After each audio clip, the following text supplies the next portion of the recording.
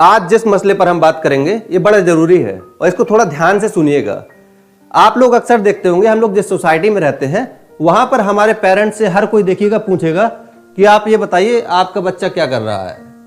लेकिन सोचकर देखिए, क्या कभी अंबानी के बच्चे से कोई पूछेगा कि वो क्या कर रहा है? या आपके अंबानी तो बहुत बड़ी चीज हो गया, आपके मोहल्ले का कोई छोटा सा कारोबारी है, वो उसके बच्चे से पूछ कर देखिए, आप कभी पूछेंगे ही नहीं।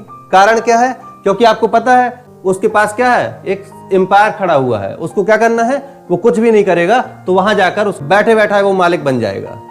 यही हमारे समाज की सबसे गलत सोच है, क्योंकि सबसे ज्यादा स्ट्रगल करना पड़ता है मिडिल क्लास के स्टूडेंट को या मिडिल क्लास के बच्चों को। लेकिन फिर भी आप सोचकर देखिए एक बात कि मिडिल क्लास के स्टूडेंट जो होते हैं, जो तैयारी करने के लिए यहाँ आते हैं, उनमें से देखिएगा हमेशा एक डर लगा रहता है, अगर नहीं हुआ तो ये बताओ बाबू, मान कर चलो नहीं हुआ तो तुम्हारा गया क्या? वैसे भी था क्या तुम्हारे पास? मान लीजिए नहीं तैयारी कर रहे होते तो क्या कर रहे होते? गली नुक्कड़ चौराहे में बैठकर या तो गप्पे लड़ा रहे होते, इससे ज्यादा और क्या करोगे? लेकिन अगर कुछ कर रहे हो, सही ही कर रहे हो ना, ये ख्याल कैसे आता है कि अगर नहीं हुआ तो? कार्ल मार्क्स ने सच ही कहा है। कार्ल मार्क्स ने कहा है कि जिस व्यक्ति के पास कुछ नहीं है उस व्यक्ति को हमेशा ये सोचना चाहिए कि मैं सबसे बेहतर कर सकता हूं। क्यों? क्योंकि अगर आप अमीर हैं तो आपका बहुत कुछ नुकसान भी हो सकता है, लेकिन अगर आपके पास कुछ भी नहीं है तो आपका कुछ नहीं जाने वाला। आप सिर्फ हासिल करने के लिए पैदा हुए हैं। आपको आपके समाज ने, आपकी परिस्थितियों ने इतना मजबूत कर दिया है कि अगर आप जिस जगह खड़े हो जाएंगे उस जगह आपकी पहचान बन जाएगी। खड़ा कर दीजिए किसी अंबानी के लड़के को बाहर, अगर वो कुछ कर सकता हो, उसके हाथ से सारा पावर छीन लीजिए, सारे अधिकार छीन लीजिए, वो कुछ नहीं कर पाएगा। लेकिन आप, क्योंकि आपने उन परिस्थितियों को देखा है, महसूस किया है और आप उन परिस्थितियों में रहे हैं, आपको पता है कि भूख क्या होती है, आपको पता है कि इच्छा क्या होती है, आपको पता है कि संघर्ष क्या होता है। इसीलिए आप कभी भी इस बात को लेकर या किसी के तानों से कभी भी अपने आप को कॉम्प्रोमाइज मत कीजिए। आपने जो लक्ष्य तय किया है वो आपका अपना लक्ष्य है और उस पर पहुंचना आपकी अपनी मर्जी है। और ध्यान रखिएगा, क्योंकि एक व्यक्ति जब आता है बाहर तैयारी करने, वो सिर्फ अकेला नहीं आता है, वो अपने पेरेंट्स के ड्रीम को साथ में लेकर आता है।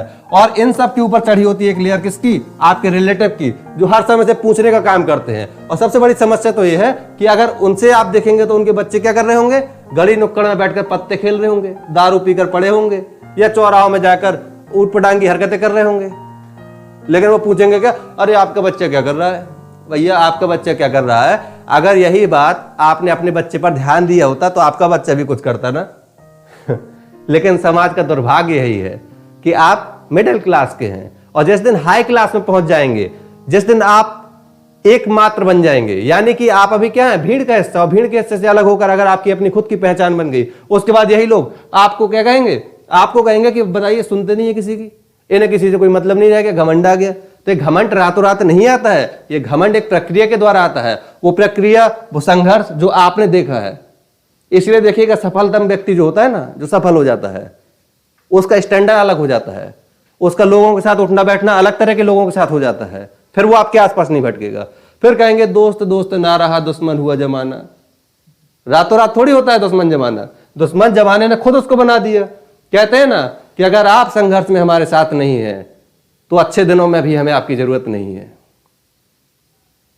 उम्मीद करते हैं आप इस मसले पर जरूर सोचेंगे। और हां, कभी भी हिम्मत नहीं हारनी है, क्योंकि जिसने हिम्मत हार ली है उसी दिन आपका संघर्ष खत्म।